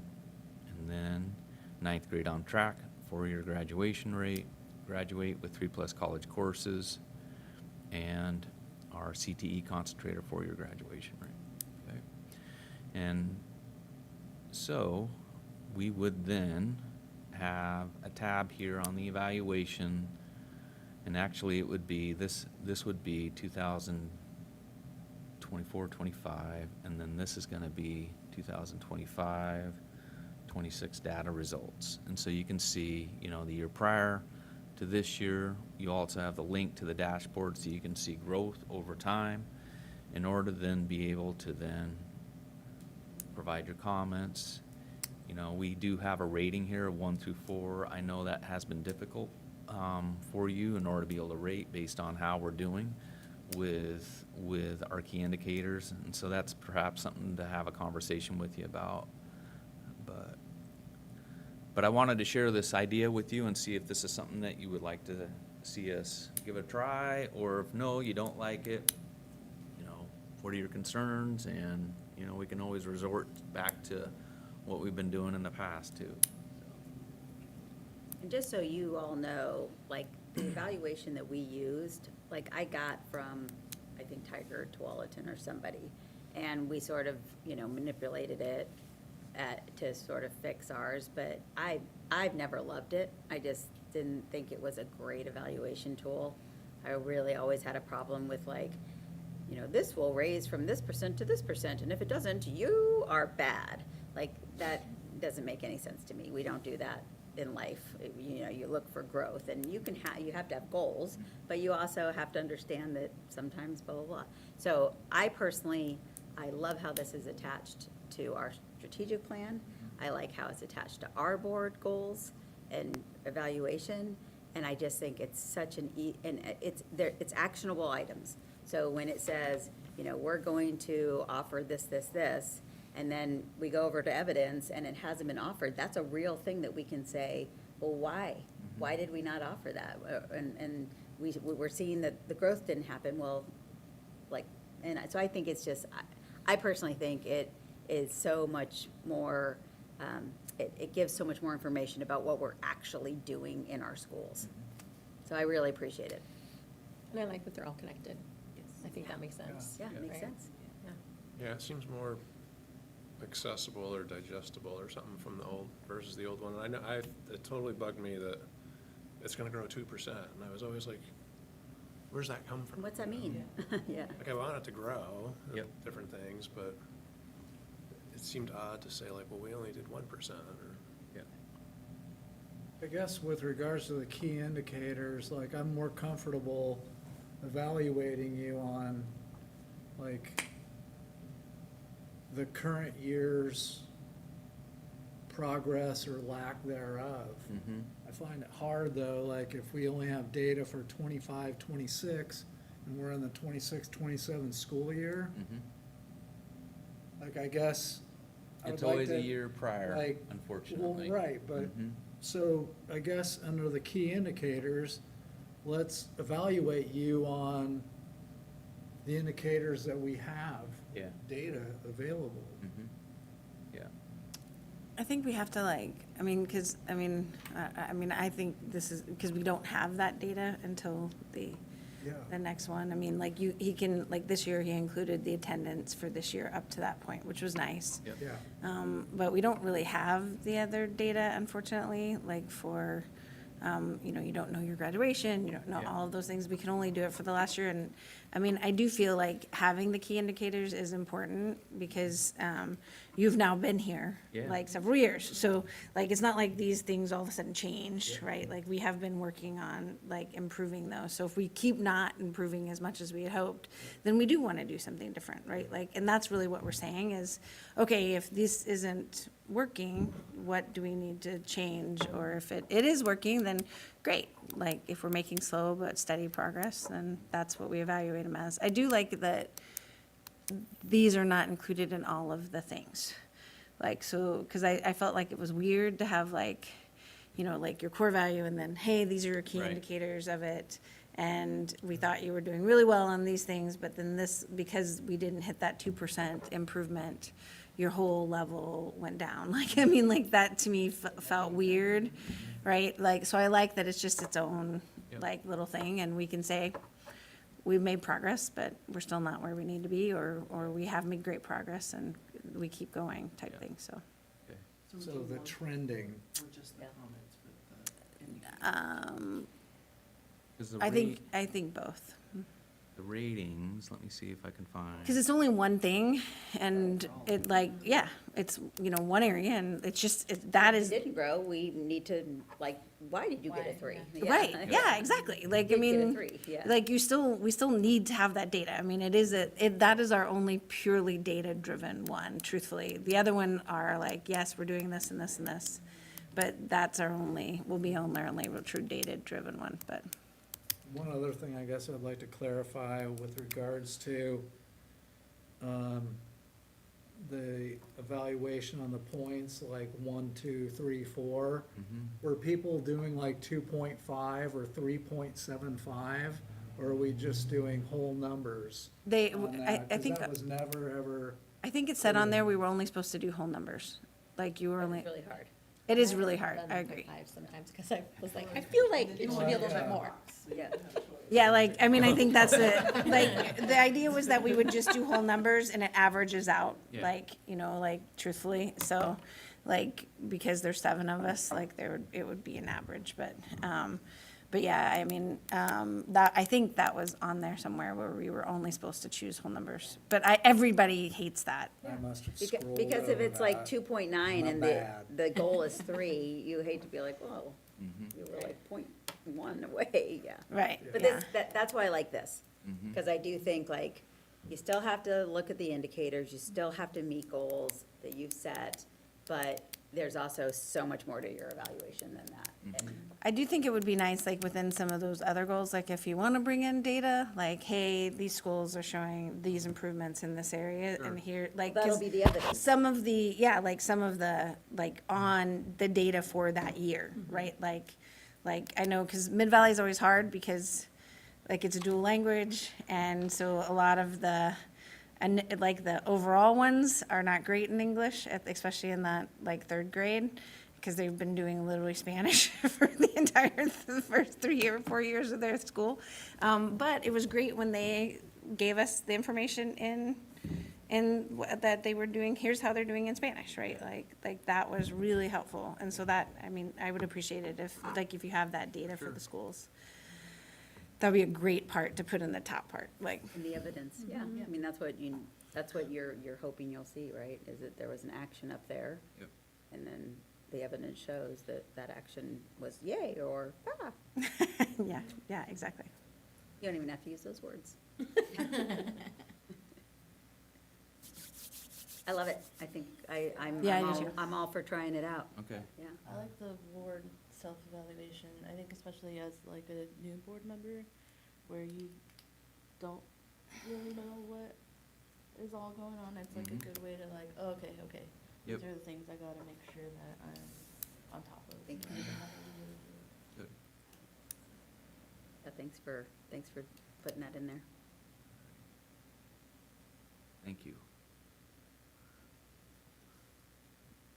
Okay, and then we're getting towards the end of the meeting, but just future visioning. So setting the board up for success. So we know that we have, terms ending in June of 2027 for Chrissy and Corinda and Dave. And while I don't know, what the plans are for everyone, we are gonna need to have people stepping into leadership roles, as well as recruiting board members, for 2027 and beyond. So just some things for us to be thinking about. And then also, big projects and opportunities coming. So, a big lift is our long-range facilities planning committee. The plan is in September to get in front of the board again and have some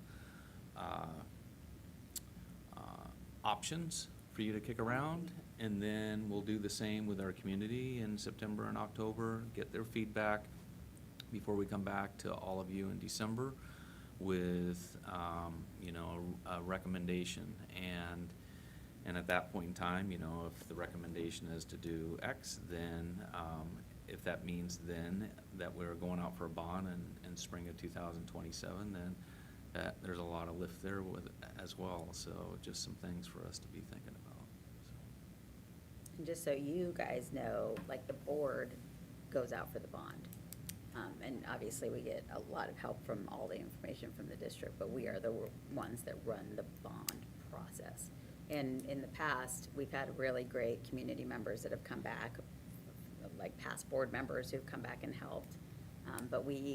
And so all the information's there, but we are the ones that run it. Yeah, so. We can inform, like, I can Yeah. inform people about it, what have you, but as far as like Can't encourage people to. politically, I cannot, yeah.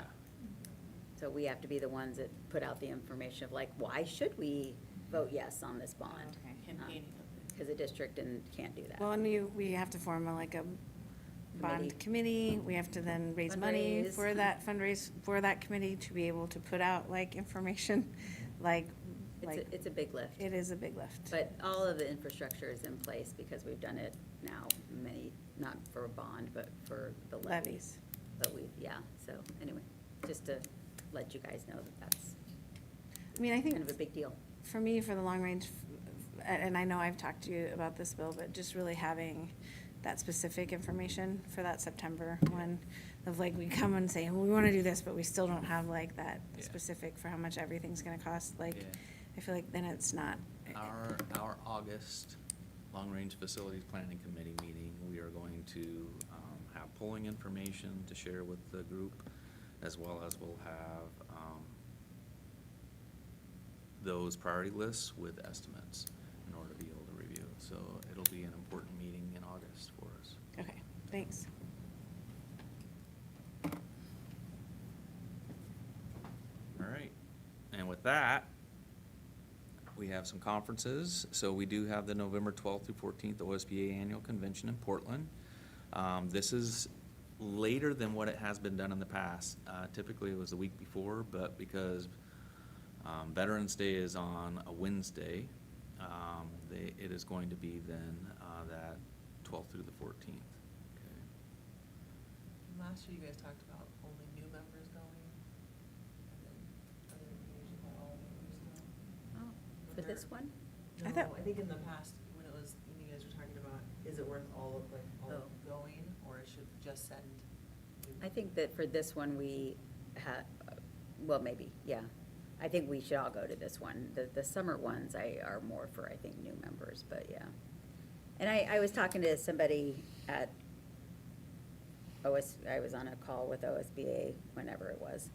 And the thing that I find so important about this one is this is really one of the only times that we get together socially.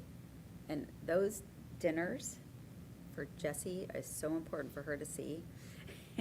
But this is really the only time we get together socially. And like I will say, you know, when I was a new member, there were people on the board that I was very different from and didn't really know socially. And it made it so much nicer to interact on the board after this dinner, because you talked to them and you found out about their lives, and, you know, I just think and then I do think OSBA does a good job of giving information, especially if we're thinking about going out for a bond. There's usually people who have done that, and so I would always encourage us to go. I think it's a good use of professional development money for the board. Yeah, and the legislative session's gonna be a long session this starting, you know, in January, and so I'm sure there'll be some sessions focused on that piece too.